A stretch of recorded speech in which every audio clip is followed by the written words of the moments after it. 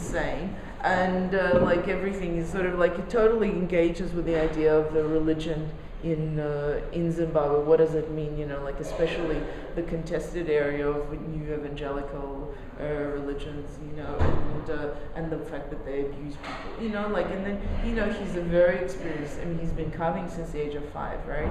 But at the same time, you know, he takes it to a new level. You know, he brings it into 21st century, which is what this is exactly what has to happen, right? And saying because he's looking at the reality of his life.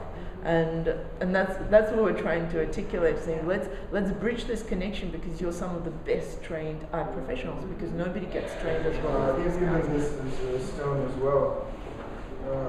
So he's just trying to challenge himself. So this is also made out of stone, and then he's just challenging himself to still remain. From a New York dealer, right? It's all about his daily life and the life of every Zimbabwean who understand everything here. You know, it's a metaphor and it's a storytelling. You know, and it's all contemporary. I mean, he's a sculptor and he's moved to using found objects because that's what best communicates what he's all about and what the demands of contemporary life. So, in a way, stone. You know, if stone is to have a future, it has to make that leap of faith, as it were, to become of today. You know, and but it's very difficult. Like, okay, what's the name of it? That's Terence Musikiwa.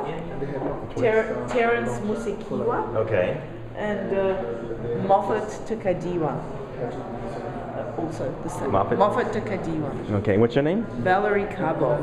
And that's Marcus. Marcus Gore. All right.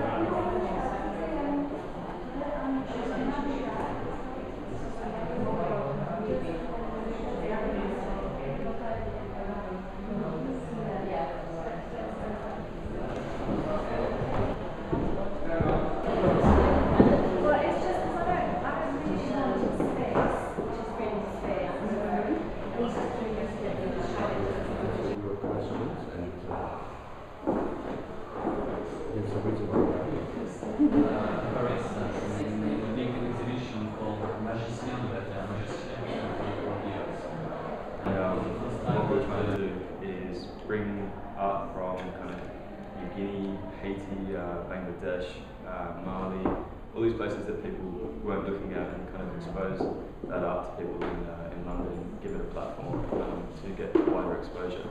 And then, you know, we noticed that art from Africa was getting a really strong response and a lot of press, and so kind of followed that direction, and it seemed to be an exciting part of the world because it was changing.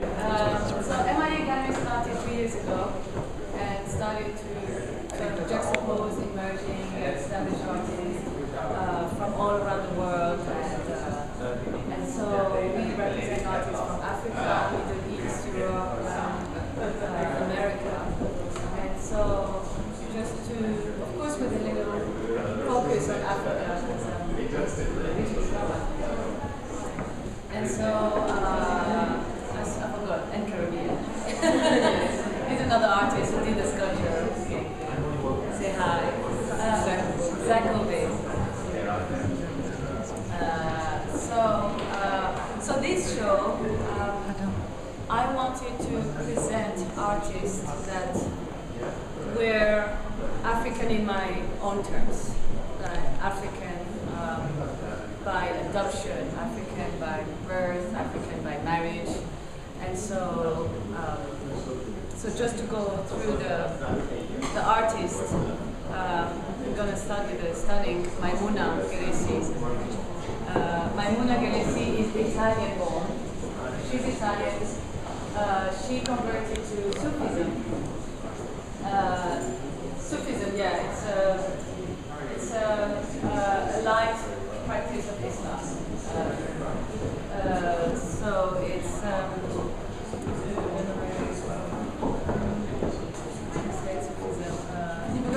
you understand?